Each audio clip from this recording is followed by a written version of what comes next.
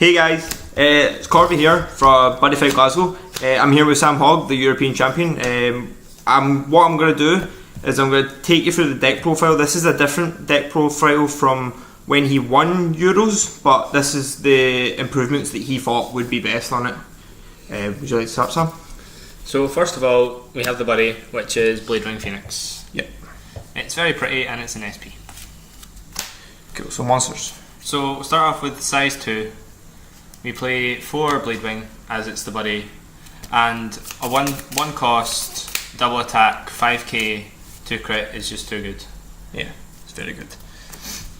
Next we play 4 Brave Drum, which is a call cost of 1, and he gains a soul from top of deck, and gains potential penetrate when it attacks. Through rock, paper, scissors, yeah. And it has rock. If nothing happens with the rock and you both it's a draw, nothing happens. Cool. Obviously size 1. So you run no size 3s, correct? None at all. Cool. The Dungeon World only has 2 possible size 3s. And none of them are needed for this build. Correct. This is a hybrid build, by the way, guys. As you probably guessed from Bladewing and the drum. So next of all, we'll play my favourite monster, which is Sheila-Vanna. She is a size 1, 2, 1, 2, and when there is a dungeon enemy on field, it gains 2 crit, and when there's an adventurer on field, she gains penetrate. Very good card. So effectively, she is just what makes the deck go round in a hybrid build. We'll go through some of your favourite combos after the actual deck profile. And I play 2 Tsuku, who has a call cost of 2, but when it link attacks with another adventurer, it gives itself and the adventurer link attacking penetrate. So why is it that you run Tsuku again? Was it because the deck? What does the deck struggles with, big things? The deck struggles a lot with big things, as you can tell from the Sheila-Vanna being only a 2k, and the most power a single monster has is 5k in all the grade 2s and Tsuku. Cool. So moving on to probably the best monster in the deck, which is Dancing Magician Tetsuya.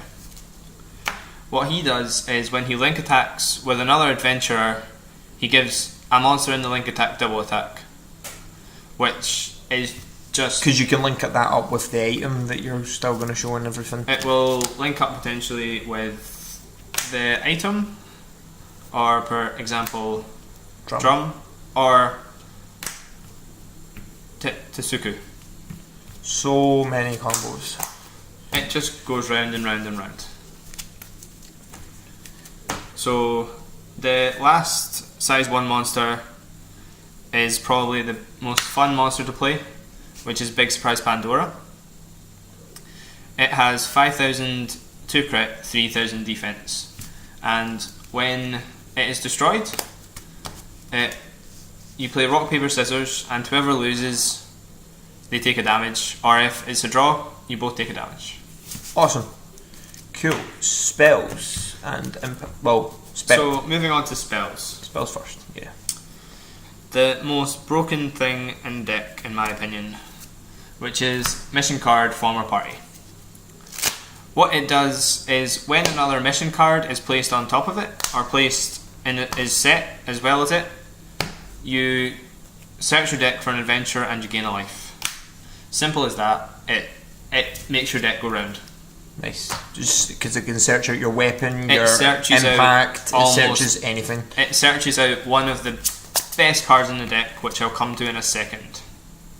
So this is mission cards Rest at Nazaro Hot Springs. Having to look at the name because I don't know what it's called. I just call it Hot Springs. So it has got a one cast cost of pay 1 gauge, and it is mainly used as the target to ride over former party, unless you want to ride over former parties consistently. But what it does is when an adventurer is destroyed by battle, You can add up to 2 adventurers from your grave to your hand. That includes spells, monsters, and items or impacts. It's a very good card. It's second best spell to this broken card here, which is Continue. Oh, here we go. So, Continue has a cast cost of pay 1 gauge. You may revive 1 dungeon enemy and 1 adventurer from drop zone while paying their call costs. This is what creates most plays for dungeon and most comebacks for dungeon, because you can call the Bleedwing and the Tetsuya while having their weapon equipped, and that is effectively 11 damage if there's nothing to stop it. So that is one of my favourite combos with dungeon, is the Continue play. Continues undoubtedly the best card in that deck. Apart from Former Party, because Former Party searches as a Continue. Searches everything. Because it's broke. So, moving on to more generic things, is the Nullify. Cool. Which is effectively a pay 1 gauge, nullify the attack, any attack, link attack, anything, and you gain a life. Simple as that. Here is possibly the only spell that cannot be made shiny in this whole deck, which very much saddens me. It is Pillar of Fire, and it has a counter, and it's pay 1 gauge, destroy a monster on your opponent's field with 6,000 or less defense. Simple as that, and it's not shiny, and it pains me quite a lot. Lastly is Dangerous Fuse. So, what happens here is you look at the top 2 cards of your deck, reveal them to your opponent. Well, reveal 1 to your opponent, and then your opponent picks one or the other. If they pick the one that you showed them, it goes to hand. If they pick the one that you did not show them, it goes to gauge. So it is a win-win situation for you, because if they go to hand, you've got more cards in hand. You go plus. You go 2 plus, and if it goes to gauge, if it goes to gauge, that gives you more Continue plays. So, Dangerous Fuse is a win-win situation. It's a win-win situation, but can be what loses you games. But more often than not, it helps you win them. It's just too good a card. Cool. So, items. Lastly is the items, which is possibly the best item in the game. Only second to maybe the Knuckle in Dragon World.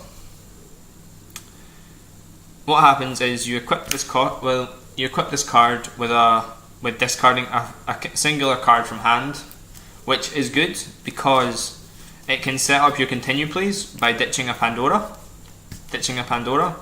and then if you have a Tetsuya in hand, your main aim is people aren't going to want Tetsuya on field.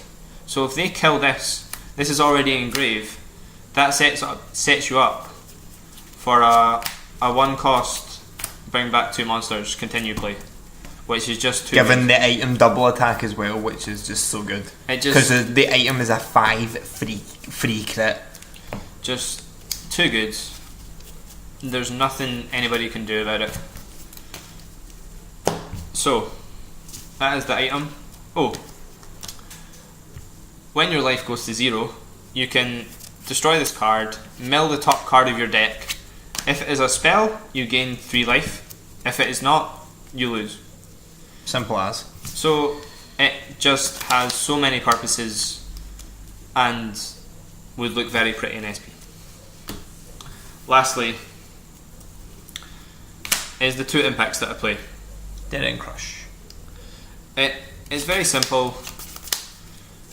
You have to have an item and any adventurer on field. If your opponent has less than 3 life, you may pay 2 gauge and deal 3 damage to your opponent, and it cannot be negated. Simple as that. It's the best impact in the game, easiest to pull off, simple, just nothing I can say apart from it's Amazing. Just like Cool. the dungeon deck. Cool. So, talk me through some of your like OTK based like plays, like the Tetsuya. You've told us about the Tetsuya with the item and that. So,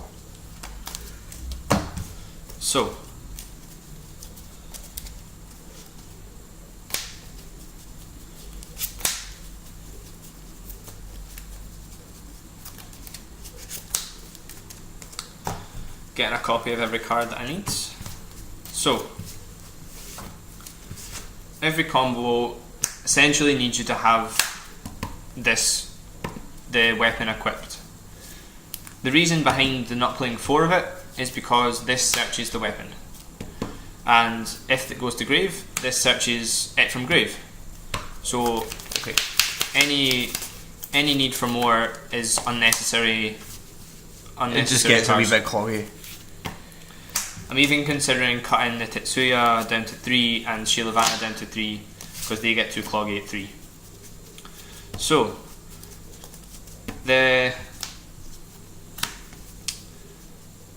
one that I've currently just realised is the Tetsuya Tetsuku play, which is effectively if you link attack with these two, this is 7,000 power, penetrate 3, giving this double attack, which then goes on to 10,000 penetrate 5, which is almost unstoppable if you're playing Danger World. There's nothing you can do about it. It just continues. It just keeps going. So the continue play.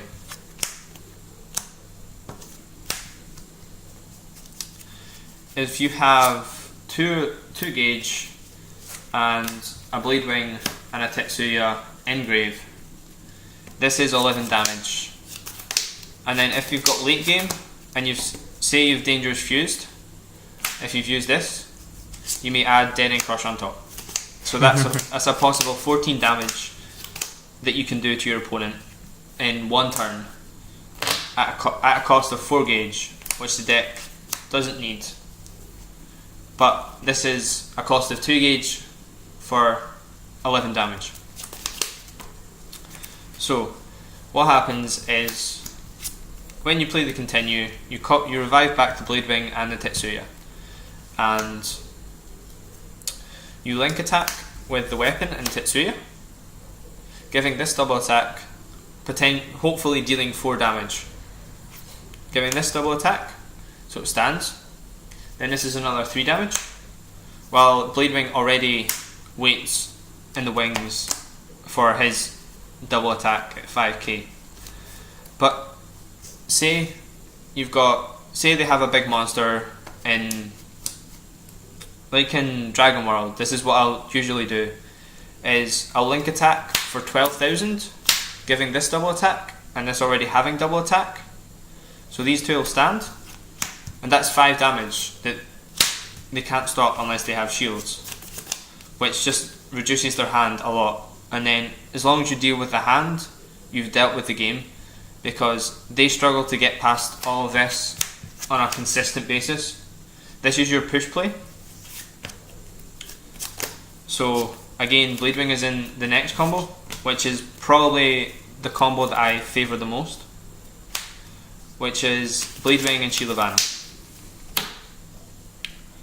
So what happens here is this now has penetrate because the weapon is an adventurer, and also gains 2 crit because Blade Wing is a dungeon enemy.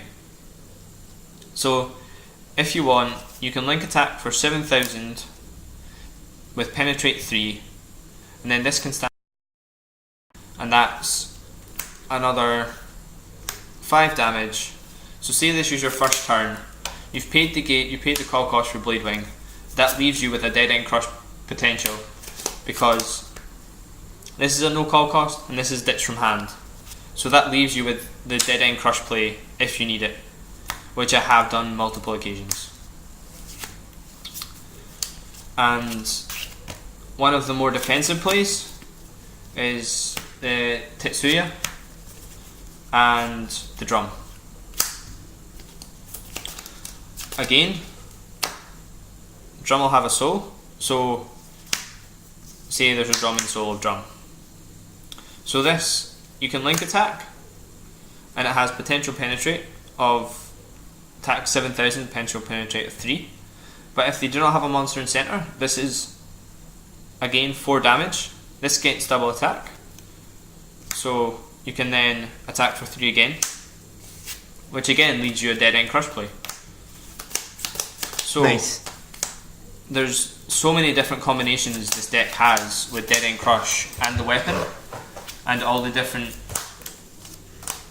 cards that have been released in just one set. All this deck comes from one set and a trial deck, which is ridiculous to think that all of this comes from potentially Set 3. set 3. There's not much people can do about this. Like, I went to Euros with an incomplete deck, just knowing how to play the deck very well. Like, I started off with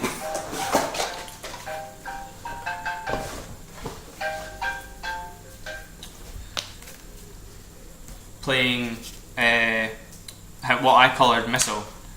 The reason behind that was because I did not have Tetsuyas. 4 Tetsuyas. But now that I've played the deck for a lot, like, I played the deck since it first came out. I built it as soon as I could, and I used to play with 2 Tetsuyas and played 3 Missile.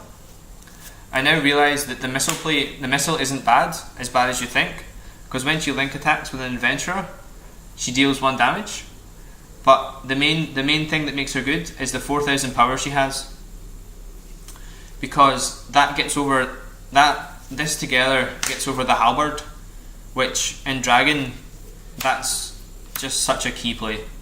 The halberd play is it's game breaking against any deck, mainly because it has move and 6/6. it's a 6/6.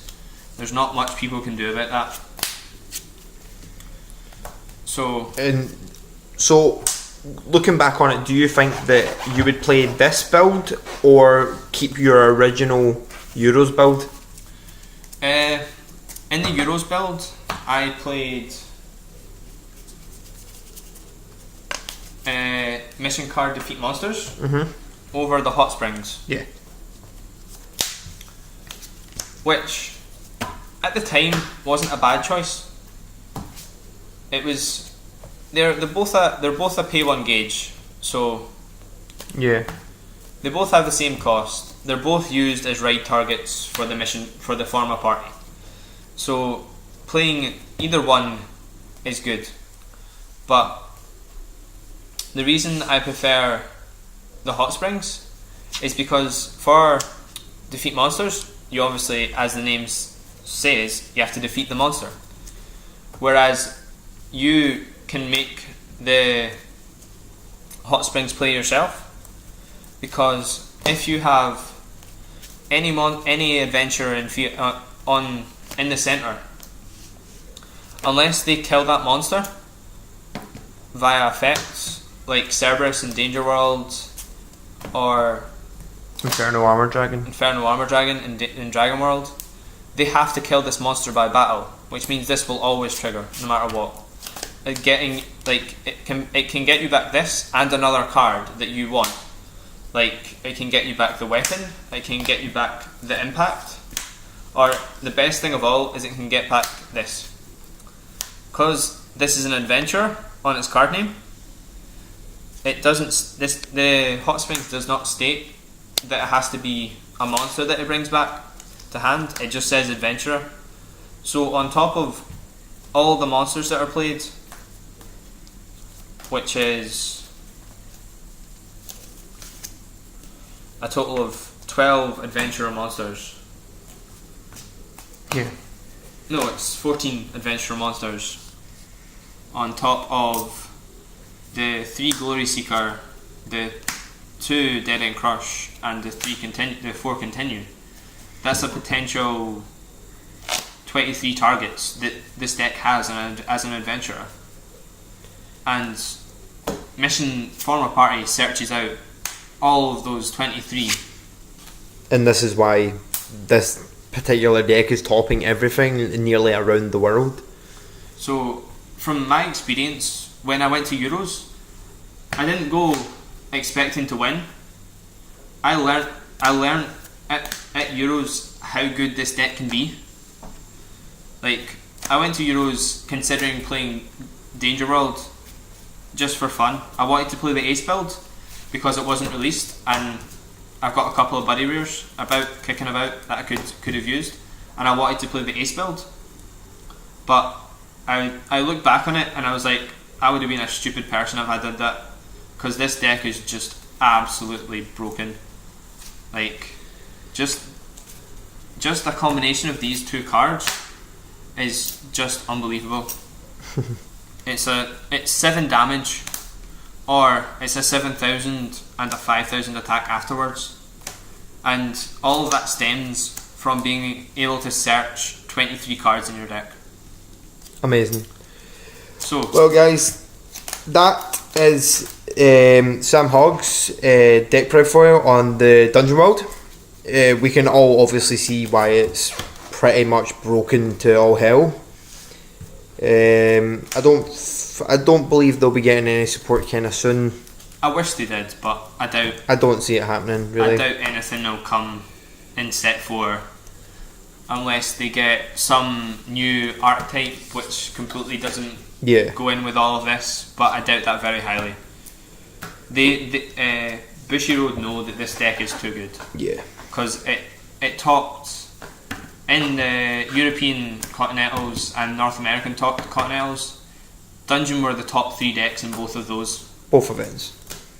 And in Asia they had a different system altogether, where they played one round instead of 3 in the Swiss, and then when they moved to top 8 it then went to best of 3, which is probably why you see Danger World top, which I'm personally very happy about because my favourite deck is Danger, and I know I've built so many different Danger World decks that I can appreciate anything that tops, because I was close to doing it myself in Scottish Nationals with Danger. Yeah.